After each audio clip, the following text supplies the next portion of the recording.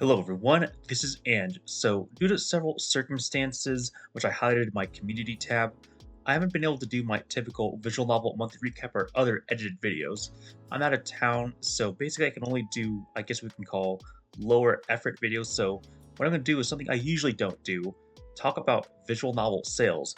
This time I'm going to be talking about visual novels that are going to be on the winter sale up until January 5th, 2026, highlighting visual novels that are at least 50% off and giving my thoughts on why I like that visual novel and recommend getting it if possible. So the first major sale I want to talk about is actually a pretty big bundle. This includes just about every key visual novel on Steam, and this is crazy because every single visual novel that's made by Key is at least 50% off outside a few. Honestly, I'm not expecting you to get this big bundle because I don't want you to spend 180 bucks for a lot of visual novels that are more or less the same Nakiye genre. Instead, I'm just going to recommend a few of my personal favorites. I know many people consider Little Busters the overall best key visual novel, but for my money, I consider Clannad pretty much the definitive key visual novel. It represents everything that Key does well. Extremely strong Nakige moments with strong personal emotional journeys, a main character who gets actual development, a true route that's extremely unique and memorable, and actually takes place after a heroine route. And well, this visual novel just has a lot of routes in general, with honestly a lot of them being pretty good. So as long as you don't mind a pretty long visual novel that's purely all romance drama with some goofy comedy, then I heavily recommend Clannad. On the other end of the spectrum, we basically have a Key visual novel that is pretty much the farthest from the good representation of Key, Rewrite Plus. Outside the art style pretty much being Hitaru Inoue's best yet, Rewrite really doesn't have much in common with basically a lot of the Nakige titles that came before and after it. It's actually more of a dark action fantasy, though it does have the typical lighthearted common route. That said, personally, Rewrite is probably my overall favorite Key visual novel because it's different in the Nakige sense. There are still emotional moments, they're just a little bit more depressing than the usual. There's really interesting political conflicts and some pretty solid action scenes and a true route that's quite unique. If you wanted a Key visual novel that's closer to something like Fate Stay Night, kind of shonen-y, but with some serious political drama, action, and psychological darkness at times, then I heavily recommend Rewrite Plus. That said, I have seen some people complain about Rewrite Plus in general or the translation by Sekai Project and the changes requested by Key themselves. If you wanted to read Rewrite closer to how it was originally developed in Japan, then there's actually a Rewrite Plus Salvation Project if you want to apply that to the Steam version of Rewrite Plus. Going in a somewhat different direction, we have Nukitashi 1 and 2. These are relatively new visual novels developed by Krupo and published by Shirabune. This is one of my personal favorite visual novel series of all time. It actually has a unique setting where it's half comedic, half serious, but basically the setting is a seemingly sex-positive utopia where everyone is basically enforced to have sex publicly as long as you're of age. But there's secretly people who are unable to have sex or don't want to just have sex with multiple people and therefore are breaking the sex enforced law, which leads to many issues. The Nukitashi series, in my opinion, has a great mix of over-the-top, goofy, weird comedy and has a societal look into what would happen if there was some kind of island in real life where sex was enforced in real life. Both Nukitashi 1 and 2 are 60 and 50% off respectively on Steam, though sadly the Suzuka Route DLC isn't quite that high percentage, or nor is it on this special bundle. Also, if you don't know, only like 5% of the game at most is on Steam because of the sex-heavy nature of the setting. You have to go to this patch.moe site and search for Nukitashi and Nukitashi 2 to download the 18 plus patches there, which basically has 90 to 95% of the actual content of the game, but I heavily recommend it regardless. Overdrive is actually one of my favorite visual novel developers, but sadly, many of their titles are stuck on Manga Gamer Store and not on Steam, and the ones that are on Steam have a really high base price for some reason. Thankfully, two of their newest titles, Bokuten and Musicus, are actually 60% off, so now this is a great time for me to finally shield them in full. The first title I'm going to talk about is Bokuten Why I Became an Angel. This is easily my favorite Utsuge or depressing visual novel. If you thought Nakiges could get really emotional and depressing, Utsuges are basically by default always ending with bittersweet endings at best and depressing bad endings at worst. That said, what I like about Bokuten specifically is it kind of looks into the darker sides of romance. Not every romance is going to have a happy ending, and not every romance is just all sunshine and rainbows. There's a lot of interesting darker aspects, a lot of sacrifices, a lot of interesting choices you have to make, and I would say one of the best things about Bokuten is the few choices there are actually can make a huge difference because it has one of my favorite common routes where the main character, Tomoe Kirino Kojima, actually has to help 6 different couples to get together, but some of them might not be able to get a happy ending because due to their circumstances, Tomoe has to figure out what is the best choice for the couple in question, and sometimes the answer isn't an easy black and white yes or no. So if you want a more serious romance story where looking into the more darker, less looked into aspects of romance, I heavily recommend Bokuten Why I Became an Angel. Overdrive's last ever developed visual novel, Musicus, is actually really highly rated both on VNTV and in Japan, but unfortunately it doesn't seem like many people in the West actually read it, which is kind of a shame. I think Musicus is one of the most surprisingly mature slice-of-life dramas ever released in visual novels. On the surface, it does cover the band life, and I'd say it does that pretty well in a surprisingly mature way. But in addition to talking about the more darker sides of the band life and what the struggles they have to go through, it also surprisingly covers just going through life in general, figuring out what you want to do when you actually become an adult. And I think that stuff is rather interesting. Sure, the visual novel can be a bit slow-paced at times, but I'd say for the most part, the themes it covers are quite interesting. Similar to Bokuten, this visual novel is 60% off, and if you want to get the 18 plus patch, you have to go to Manga Gamer's store to get it. I quite like the Konno Shoujo trilogy, or as Shirobune called it, The Shell on Steam. Unfortunately, only the original game, The Shell Part 1 Inferno or Konno Shoujo 1 HD, is the only one that's 50% off on Steam. But you know, that's pretty okay because this is already a full 20 to 30 hour game as is. And just buying this one first can get you a good idea of if you would like the rest of the series, because it's quite a different tone even from other series of visual novels. It's a noir 1950s murder mystery series with some pretty gruesome murders and some crazy villains. Having the protagonist be Reiji, a mature adult age detective, is quite a unique change of pace compared to the usual high school age protagonists we see in most visual novels. And figuring out all the crazy murder mysteries and a lot of the interesting characters in the Konno Shoujo or the Shell series is quite interesting. But even just the original Konno Shoujo 1 or the Shell Part 1 Inferno has plenty of interesting stuff to chew on before you consider going to the next 2 sequels. Similar to other Shirobune titles, at least half the content is locked behind an 18 plus patch, so you have to go to their patch.moe site to find the Shell Part 1 Inferno and its sequels' DLC 18 plus patch to be able to read the full story. It feels weird that I haven't talked about Moege yet, so let's do this right now. So every single SMEE visual novel translated by Nekonyan and even by Shirobune are all at least 50% off, and even a few other comedy-heavy Moege by Nekonyan are also 50% off. That said, if I had to pick one representation from this big comedy Moege list, it would 100% be Making Lovers. This is by far my favorite comedy-heavy Moege. Most Moege tend to be the typical high school harem, rom-com drama with a common route and all that usual stuff. But I specifically love Making Lovers because it subverts a lot of the Moege tropes in the best way possible. Basically, almost every character is at least adult age, I'm talking mid-20s at least. Obviously, there's a few exceptions like Akko and Reina who are probably at best 18 years old, but even their routes actually aren't too bad. But I would say 100% the highlights are the 3 main love interests that are at least 20 years old: Karen, Saki, and my favorite Mashiro. Most of the VN is just having fairly long chapters where you get to have one-on-one time with the heroines. One of my favorite things about SMEE in general is them having a great mix of over-the-top goofy comedy but surprisingly wholesome down-to-earth romance as well.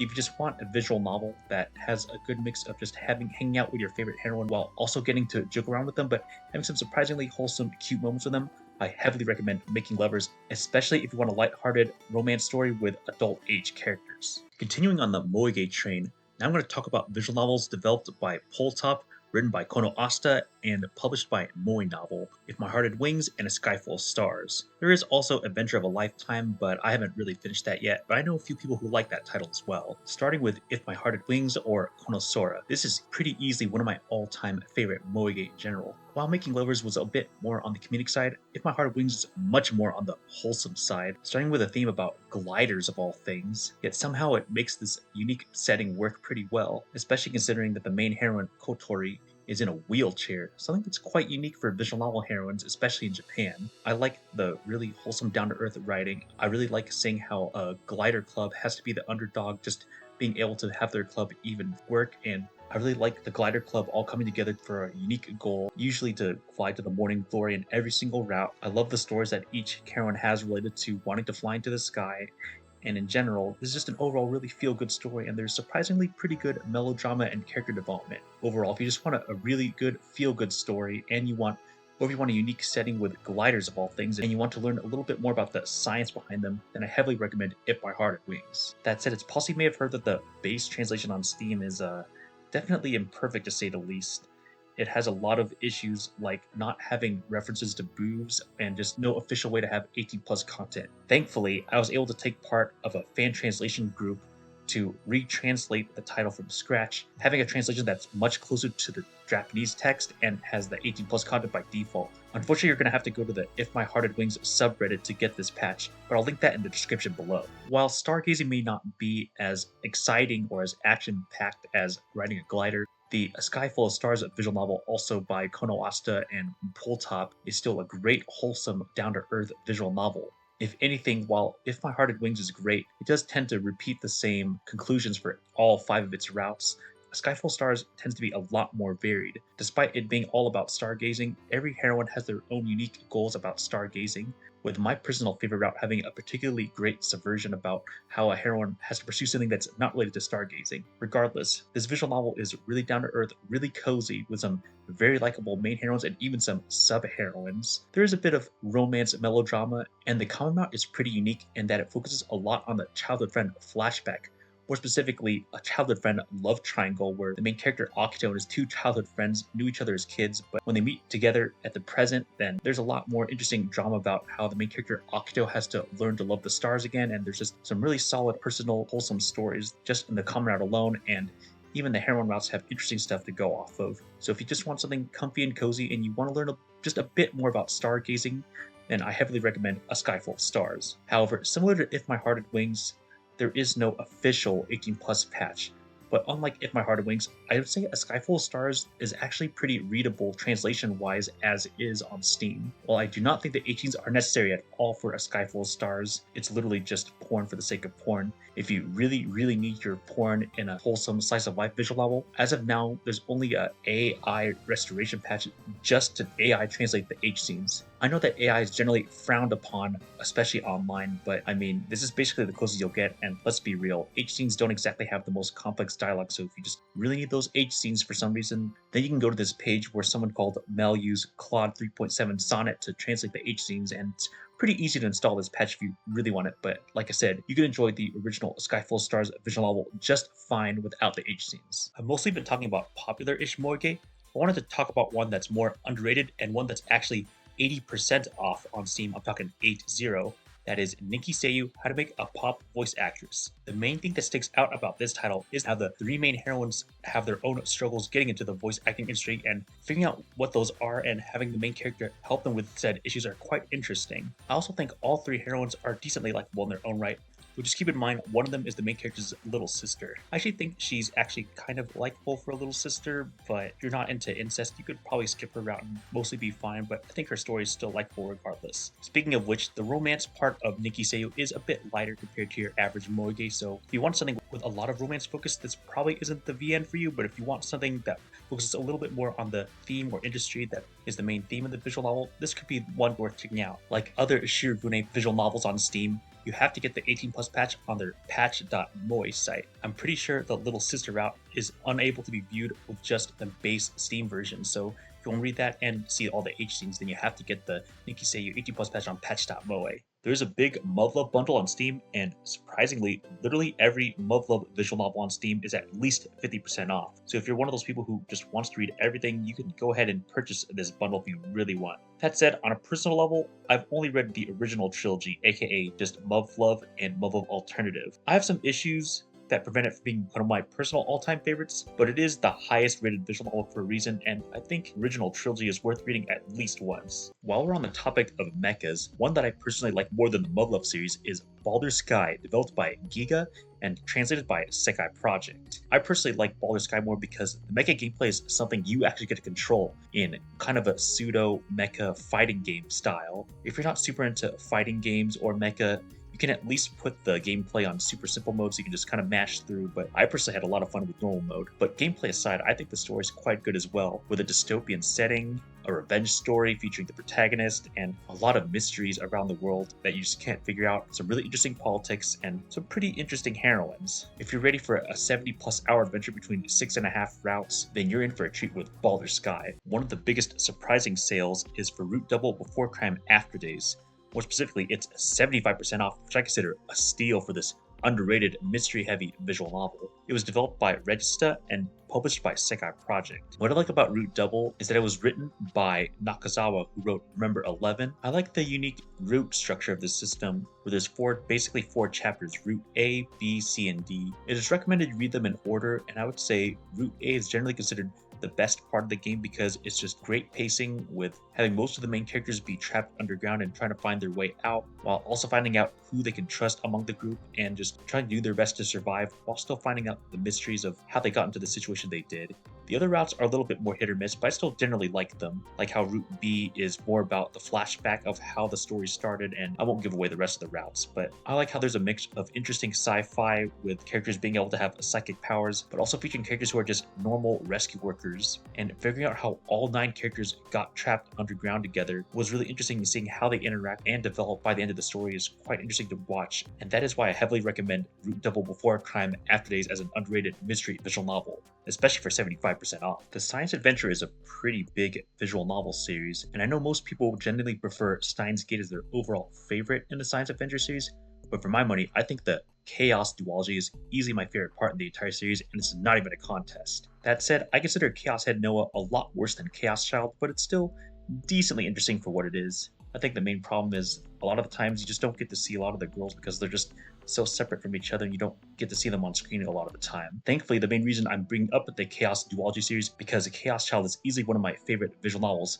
definitely in my top 10, and honestly, probably my favorite mystery visual novel to date. It has a different writer from Chaos Head despite it being the same series, and it shows. It does rely a bit on Chaos Head in a way, as there is yet another series of murder mysteries, and they're purposely copied from Chaos Heads, though obviously not exactly the same, and part of that meta is part of the point in figuring out what's up with Chaos Child, because I'm just gonna let you know, despite the initial copying of Chaos Head, the tone and what Chaos Child turns out to be is a lot different from Chaos Head despite the similarities on the surface. The main character Takeru, for example, is a lot more proactive than Takumi. He actually wants to solve the mysteries and thinks he's like the smartest person in the room all the time, and thinks everyone who doesn't agree with him are wrong-siders or basically normies. And unlike Chaos Head, all of the heroines in Chaos Child are a lot more proactive on screen, have a lot more interesting character development, at least to me, and I think their side routes are actually kind of interesting, even if some of them go in weird directions at times. I also think Chaos Child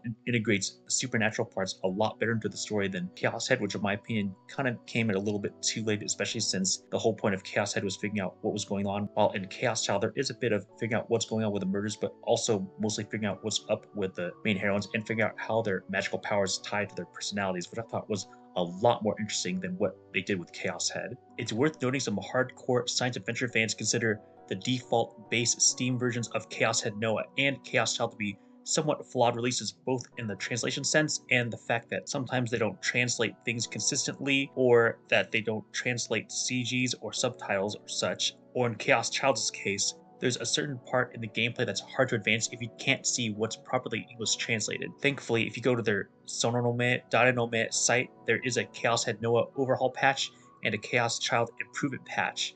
So you can apply those once you buy it, the Steam versions of both of these, and you basically get more consistent translated experience, and you get subtitles and translated CGs for both games. I gotta save the best for last, as the last visual novel I want to talk about on this video is Maji de Wachishi Koshinasai, or Majikoi Love Me Seriously. It's no exaggeration to say this is my all-time favorite visual novel, to the point I did a 15-minute rant on it on a previous video, so you can go watch that if you want more of a heavily detailed review on it. But as for a quick recommendation of why I think this visual novel is worth it, especially at 50% off, I just think it has everything I love in a visual novel. It has great friendship, a great mix of male and female characters, solid romance for the most part, surprisingly good drama for the most part, and of course, its main thing being a slice of life title, a lot of unique over-the-top goofy comedy, and a lot of characters, and most of them being surprisingly memorable, though maybe a small handful could be annoying at times. I consider Majikoi Moege adjacent, since while there is romance, it's not as big of a focus as I would expect from a slice of life title. In fact, the true route, Agave, is arguably my favorite visual novel true route of all time.